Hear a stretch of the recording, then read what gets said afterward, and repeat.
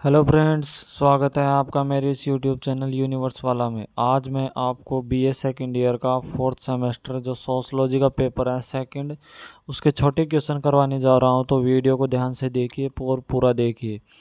तो प्रश्न पहला है, वर्ण व्यवस्था में कितने प्रमुख वर्ग होते हैं। तो वर्ण व्यवस्था में कितने वर्ग होते हैं? 4 वर्ग होते हैं। एक तो ब्राह्मण हो गए, एक क्षत्रिय हो गए, एक वैश्य हो गए, एक शूद्र हो गया। जाति व्यवस्था का आधार क्या है? जाति व्यवस्था का आधार क्या है? तो जन्म पर आधारित होती है और सामाजिक विभाजन होता है इसमें। प्रश्न फिर तीसरा प्रश्न है, आश्रम व्यवस्था में कुल कितने आश्रम माने गए? आश्रम व्यवस्था में कुल कितने आश्रम माने गए? तो आश्रम व्यवस्था कितने प्रकार के होते हैं? तो 4 प्रकार के होते हैं। 4 आश्रम माने गए इसमें। पहला ब्रह्मचर्य आश्रम होता है, दूसरा गृहस्थ आश्रम होता है, तीसरा वानप्रस्थ आश्रम होता है और चौथा संन्यास आश्रम होता है। ये 4 आश्रम के प्रकार हो गया। चौथा क्वेश्चन है, धर्म का शाब्दिक अर्थ क्या है? धर्म का शाब्दिक अर्थ है धार्यति इति, जिसका अर्थ होता है जो धारण किया जाए। संयुक्त परिवार की एक प्रमुख विशेषता क्या है? तो एक से अधिक पीढ़ियों का एक साथ रहना, ये संयुक्त परिवार की प्रमुख विशेषता है। ग्राम समुदाय का प्रमुख आधार क्या होता है? ग्राम समुदाय जो गांव के लोग हैं सबसे ज्यादा क्या करते हैं? तो कृषि और आपसी सहयोग करते हैं। फिर 7वां क्वेश्चन है, जाति व्यवस्था में सामाजिक गतिशीलता को क्या कहते हैं? सामाजिक स्तरीकरण।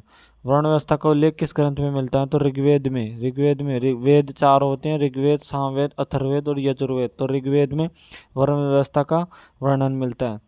जाति व्यवस्था का सबसे निम्नतम स्तर कौन सा है? तो सबसे निम्नतम स्तर है शूद्र और सबसे ऊंचा स्तर है ब्राह्मण। विवाह किस प्रकार का संस्कार? तो विवाह है दाह सामाजिक और धार्मिक संस्कार। आश्रम व्यवस्था का उद्देश्य क्या था? तो जीवन को चरणबद्ध और संतुलित बनाना, ये आश्रम व्यवस्था का उद्देश्य था। संयुक्त परिवार किस समाज की विशेषता है? तो संयुक्त परिवार पारंपरिक समाज की विशेषता है। वर्ण और जाति में क्या प्रमुख अंतर है? तो वर्ण गुण और कर्म पर आधारित है, जबकि जाति जन्म पर आधारित है। हिंदू धर्म में कितने पुरुषार्थ बताए गए? तो हिंदू धर्म में 4, धर्म, अर्थ, काम और मोक्ष पुरुषार्थ है। ग्राम पंचायत किसका उदाहरण है? ग्राम पंचायत स्थानीय स्वशासन का उदाहरण है। जाति प्रथा का आलोचक सबसे प्रमुख समाज सुधारक कौन सा था? तो डॉक्टर भीमराव अंबेडकर ने जाति प्रथा का सबसे अधिक विरोध किया। वर्ण व्यवस्था का सबसे ऊंचा वर्ग कौन सा है? तो वर्ण व्यवस्था का सबसे ऊंचा वर्ग है ब्राह्मण। संयुक्त परिवार में निर्णय कौन लेता है? संयुक्त परिवार में परिवार का मुखिया, जैसे सामने तो पुरुष लेते हैं निर्णय, तो परिवार का मुखिया जैसे संयुक्त परिवार में दादाजी हो गए, दादाजी के वे बड़े पिताजी हो गए, वो मुखिया होते थे।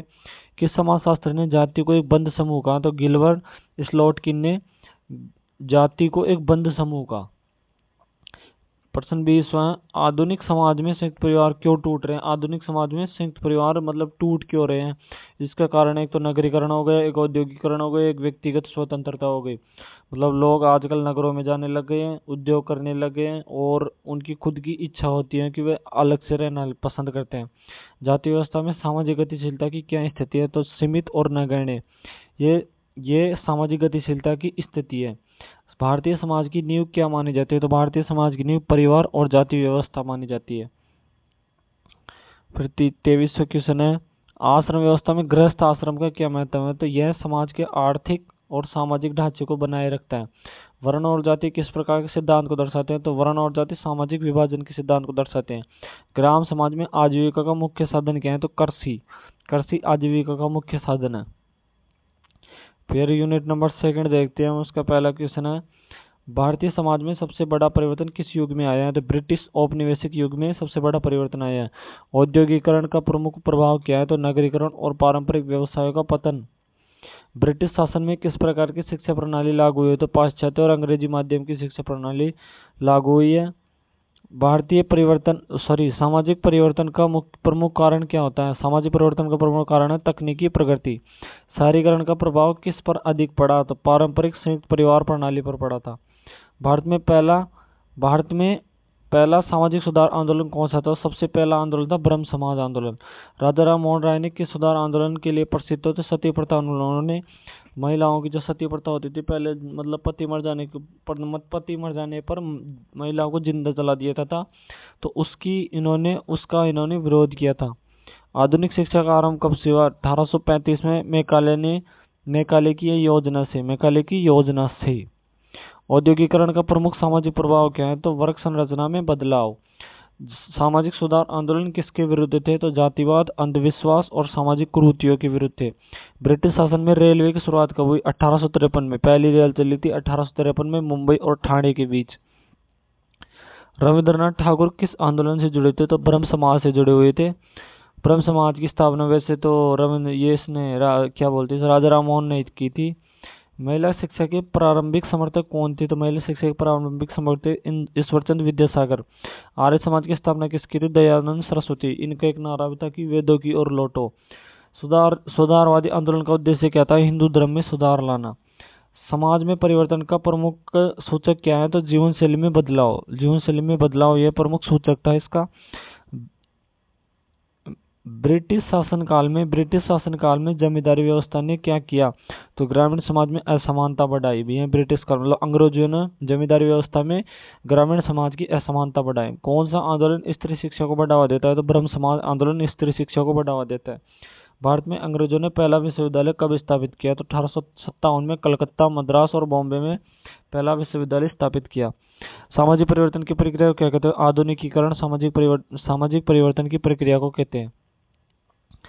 फिर 21वां क्वेश्चन है, आधुनिकीकरण का सबसे बड़ा वाहक क्या है? तो शिक्षा आधुनिकीकरण का सबसे बड़ा वाहक है। सामाजिक सुधारकों ने किसके खिलाफ आवाज उठाई? तो बाल विवाह, पर्दा प्रथा और सती प्रथा। बाल विवाह मतलब छोटे लड़कों की शादी कर देती थी, और पर्दा प्रथा मतलब पहले महिलाएं पर्दे के अंदर ही होती थी, अपना घूंघट नहीं उठाती थी। और सती प्रथा में किसी का पति मर जाने पर महिला को भी जिंदा जला दिया जाता था।